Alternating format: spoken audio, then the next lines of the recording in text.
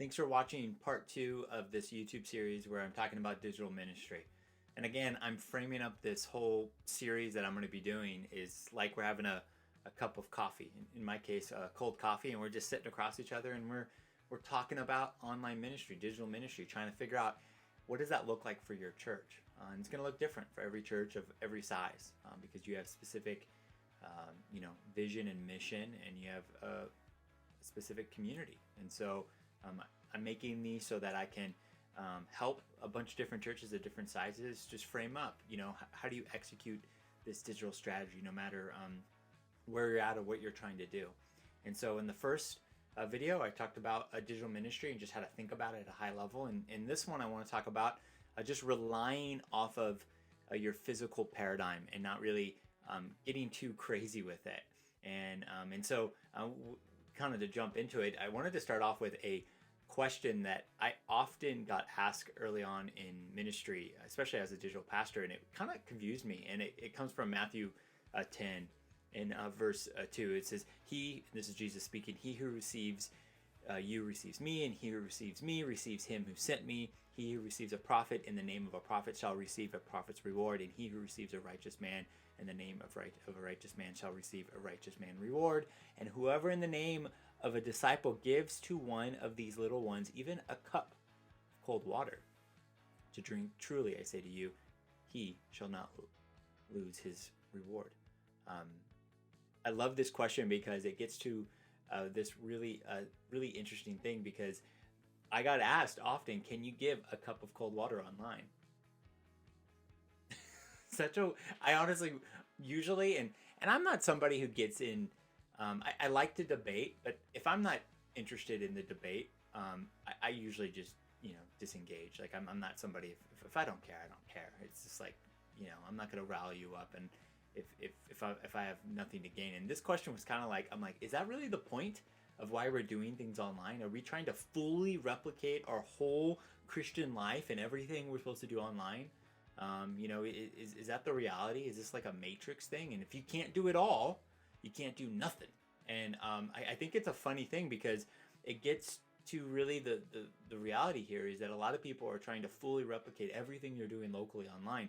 And yes, I think that's a good endeavor, but I don't think that's the point of why we have a presence or why you have a digital ministry. It's not just to keep everybody online, but it's to start to expand and try to do some of these things online. And I bring up this kind of illustration of that when we think about the internet, even the internet, the thing that we're doing things online on relies off of a physical devices. The idea is that, the early internet, the ARPANET, relied off of satellites, but most of the internet now is, relies off of these decentralized, router servers all around the world.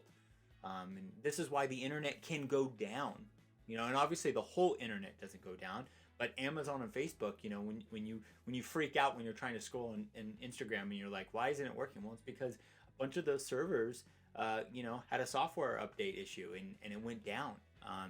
And so why? Well, because the internet relies off of the real world. You can't have the online world without the real world. And I bring that up because no matter what you're doing digitally, you can't stray away from what you're doing physically. And you can't forget that. Because as much as you can reach people and do crazy things online that are really cool, doesn't mean you don't take your foot off the pedal of what you're doing locally. And you're not trying to encourage those who are online to ultimately have some kind of face-to-face physical expression of church. And so what's hard about this is that, anytime we go somewhere new, it's kind of like it's kind of like an imperialism approach where, it's like early, British Empire, and even, America, when we go into somewhere, we try to convert everybody to our way, which obviously has some really mixed reviews of history. I don't think you should have an imperialism approach on this, that you're just trying to do you're trying to push everything you're doing locally online. I think you need to treat it very differently. And yes, you're trying to do some of those things online, and yes, you're trying to figure it out, but it's going to be different. I think about this like when you think about heaven. I recently I went down to San Diego for something with some friends, and on the way there, we got into this conversation around heaven, and obviously as the default pastor, it's like, Jay, what do you think? And this person was having a hard time understanding what heaven is about, and they're super knowledgeable. But I brought up, like, I think what's hard about when you think about heaven is that, yes, it's going to be different, but I also think it's going to be super familiar, because God's not going to be rebooting our whole reality in the sense that, your past and who you are now, there's going to be expressions the same ways that we are created in God's image. We reflect God, by, we're different than all the other creatures. The same way as heaven's going to be similar. We're going to have purpose. We're going to have a meaning. We're going to be able to, we're going to have some kind of, tie to this life. It's not going to be so radically different. It's going to be different. In the same way, what you're trying to do online, understand that, it's going to be different, and don't try to fit it into old wineskin. Don't try to make it exactly everything you're doing locally. Let it be something different, something new. And the reason why we do this, the reason why we don't let go of that physical world, the same way as the internet hasn't let go of the physical world, is because ultimately, the church is important, and a really important aspect of our Christian walk in the church is face-to-face community. And as much as you can have, and we're going to talk about this throughout the series, all these things you can enable and do online. And again, I'm an online pastor. I believe greatly in what can be done digitally. And I think even as we kind of look down the road, there's going to be so much more possible as the internet continues to evolve, and new things will be possible. The expression of online church will continue to expand the same way as it has over the last 20 years. If you look at, I remember the first time I saw a video online. It was like on Real Player, or something like that. It was really short. You downloaded it, and if you would have told me at that point of my life that one day we would be video conferencing online, I would have laughed, because it's like we could barely watch this 1 minute video, let alone watch something live being coded, like Zoom. But Zoom came along, and Skype before that, and so forth. And so stuff like that's going to continue to evolve. So doubters of the future, I just want to let you know that technology is going to continue to rapidly, go. Moore's law here. It's going to continue to increase. And so I don't know what that's going to be, so I'm not going to try to guess it, but more will be possible as the technology gets better. But I want to get back to this idea of the church. A couple of images that are used, illustrations throughout, in Jesus's teaching, and also in Paul's teaching. One is this idea of the church as a family. The church as a body. The church is like a marriage. And so the idea here is, what's interesting about those illustrations is that they are primarily expressed both locally, but they're also non-local expressions of that, or spiritual expressions that are non-spatial. The family. I could have a family, but we're all decentralized. I have a brother in who lives in Missouri right now. But he's still my brother. Guess what? We're not near each other, but we're still part of the same family. A body. We are both, have a, who I am, Jay. I am Jay, who has a physical body, but guess what? I also have a spiritual form that's also doesn't have a physical expression, and it's a both and then a marriage. I am both physically married to my wife Jody, but guess what? We're also spiritually connected, which I find that so interesting. But in Scripture, what's interesting is that there are two aspects of this that are brought up that kind of blur the lines on this conversation. Is there's the universal church, and then there's the local church. And the universal church is, in Matthew 16, when Jesus says that he who builds his church and the gates of hell will not prevail against it. Well, he's talking about the church, the timeless church, that I am part of the church. The church is everybody who's been a follower of Jesus before me and everybody after me, that there's one church. But then there's also this expression of a local church, and Paul often does this because he writes, 2/3 of the New Testament is written by Paul. When he writes to a group of believers, he's writing to the Corinthians, is the people that are gathering as a church in Corinth, or Philippi, Philippians, or Ephesus, Ephesians. And so example of this is 1 Corinthians 12, when he uses the body illustration. It just says a body, though one has many parts, but its many parts form one body. So it is with Christ. That's in 1 Corinthians 12, 12 through 13. And there he's talking to the local congregation there, ecclesia, the local gathering. Ecclesia means just the local people gathering together. And so, yes, we are the universal church, but we're also local. And so, local bodies. And so the idea is that, do you want to take your foot away from that? Yes, we can gather online. There's an expression of online gathering, but does that mean that you want to disengage from people gathering locally? Do you really want somebody who's just watching online never to meet somebody face to face. And yes, I know that you can meet digitally in some compelling ways, but I think the short answer, it has to be no. As much as I know you can do things online digitally, I think we need to continue to provide off ramps to encourage people to meet face to face. It doesn't have to be immediate. I have found people go on journeys online where they engage with us digitally for a season, and then they either find something locally that we connect them to, or they have enough faith or maturity to start something in their own city, and they start a small group in their home, or a church in their home. And so I think about this, even the last book of the Bible, Revelations, it's written to a bunch of churches. You read in the first couple of chapters, it's written to church. Local fellowships are important. And so I believe in what's possible online. And I believe there's so many things that are happening and will continue to happen. But I'm not going to take my foot off the pedal of what a local congregation is, and encouraging people in my online community to do that. And so the internet enables all these tremendous opportunities of ways of reaching people. But that doesn't mean it has to be disconnected from being a good shepherd where we're encouraging them to engage. I think about this as an online pastor, and there are many online pastors that are pushing this, this endeavor of like fully digital.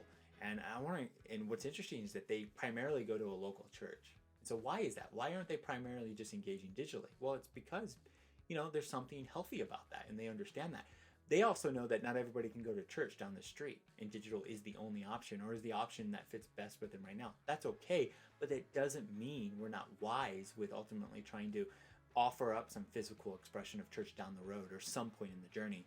I think of somebody part of my community years ago. I'm not going to say her name, but she started to engage with us digitally, and she actually lived in Japan, and she started to take our class. She took one of our classes online. She learned about belonging to a church family, and through that class, she wanted to get baptized. Well, I didn't have anybody in that part of Japan that I could call up and say, go over here and baptize her. But about a couple months later, she was actually traveling to the U.S. for some work, and I had a small group host that lived in Northern California where she was going. Northern California for me is about 10 hours away, so I couldn't go up there right away. But I got on a phone call. And I think it was actually a Skype call at the time. And we did a 3-way call where I trained this small group host to baptize this girl. And then what's really cool is that the small group host's wife recorded the whole thing. So when they were in town, they met, they went over to her home, and he baptized her in her bathtub. This is online to offline, thinking about this. Now, when I started this conversation with this girl, I could have been like, hey, great, you're online only. You never have to meet people face to face. I could have said that, I guess. Why would I do that? No, I wouldn't do that. I want her ultimately to have the type of expression of church that I have. I know she doesn't have that right away. It was really hard for her to do that, but I'm strategizing, how do I do that? And then what happened is she got baptized, and then ultimately she started to start a small group in her home. And so she did that. She wasn't ready for that on day one when I first interacted with her, but over a course of about a year and a half, she was ready to do something in her local community. So don't take your foot off the pedal of what local church is. And as much as you can do amazing things online, we need to connect it to what we're doing and what we ultimately want at the end of this process. We want people to have face-to-face community if possible. It's all about making wise decisions. And I was thinking about this with James 3. 2 things stand out to me from James 3. First is James 3:17 says, "But the wisdom from above is pure, then peaceable, gentle, open to reason, full of mercy, good fruits, impartial, and sincere." And I'm going to lean into that word wisdom. Making good decisions is impartial. As much as I understand that you're excited about the future, I understand that there's so much, especially when you're in a context where people doubt online in such a big way, or they're fighters of the online world, and again, you can go throughout the history, there were seasons of life when people were like, I'm never going to put my credit card online. Well, guess what? We all do it. I'm never going to meet online with somebody. We do it. And you think about all the things that are never, trust me, those dominoes will fall. Once people experience it, they start to be open to it. But don't be impartial. And think about your own context. You go to a local church, you engage locally. Why? Because it's good. It's part of how we're wired. It's wired into our DNA. And so don't take that away from your digital strategy. Lean into that. And then lastly, James 3:1 is a piece of scripture that has kept me up for many years. It's something I thought about initially as an online pastor in my early seminary classes. And it's James 3:1 1, it says, "Not many of you should become teachers, my fellow believers, because you know that we who teach will be judged more strictly." We will be judged more strictly. You as a leader of the church, with somebody who has influence, we have to be aware of what we're enabling, and we can't be like a Pontius Pilate and just wipe our hands free and say, "I'm not responsible for this." You know, it's something that what we're enabling, it falls on us as somebody who's leading the church. So think about how you're talking about your digital ministry, how you're shepherding people towards. Specifically, if you're allowing people just to watch by themselves and never meet face to face, I don't think that that's healthy. And I understand somebody will take advantage of this situation. You know, the back row Christian, somebody will just sit in the back and say they're part of the church. I think that's why you got to think strategically of how you're enabling face to face. You know, we do this with what we promote. We promote stories of people moving online to offline. We are constantly, seasonally trying to provide opportunities for people to meet. We do something called Zoom meetups where we connect people to, we'll say, hey, we're going to do a meetup for Idaho. And we connect everybody in Idaho over Zoom and we encourage them to meet. We have a mapping tool where they can put themselves on the map and meet people. I just had somebody message me on Facebook a couple weeks ago where they said, you know, we went to your map and we found a bunch of people lived in this part of Canada and we all started a small group. And so we're providing ways, you know, as a pastor, as a leader of your community, you're thinking about that. And so I want to encourage you that even the internet online relies off of a physical paradigm. And that means your church online digital strategy needs to rely off a physical paradigm, and don't take your foot off the pedal of that. I know there's a little bit of a chicken and egg, you know, what comes first and what's the priority, but I just want to spoil it. The chicken came first, not the egg. And so the chicken is your physical paradigm of church and ultimately wanting people to be part of that. And then the second, the egg, is your digital ministry. And so it's going to be different. Use new language. Don't try to fit it in into your old ways, but allow it to be something different. And think about, we ultimately want people in a face-to-face community down the road. How do we do that? It might be a journey, a process. It won't be immediate, but just as, like the online world needs physical devices, I think your digital strategy needs a physical paradigm back behind it. In the next video, we're going to talk about actually your approach, your paradigm, your assimilation process. There's 3 main ones I'm going to unpack and kind of look at the different approaches, especially looking at how COVID kind of disrupts some of these things. If you have any questions or any thoughts, maybe you disagree, I would love for you to drop your comments down below. I'll address those. Thank you for all your feedback. I'm going to be interacting with that and adding that into this series as we go. So please, if you have anything you want me to cover, let me know about it. The last thing I'm going to say, I did interview Pastor DJ Soto a couple years ago about virtual reality church. It's a really good conversation. It's about an hour long. He's a good friend of mine. He's doing amazing things online. He's the one that's probably challenging this paradigm the most with some new technology. Check out that conversation. We talk about some things in there, so I would love for you to check that out. I'm always watching what new people are doing. He's one of those guys that he's pushing back on some of this, and I think it's really good for the church to be aware of some of that stuff.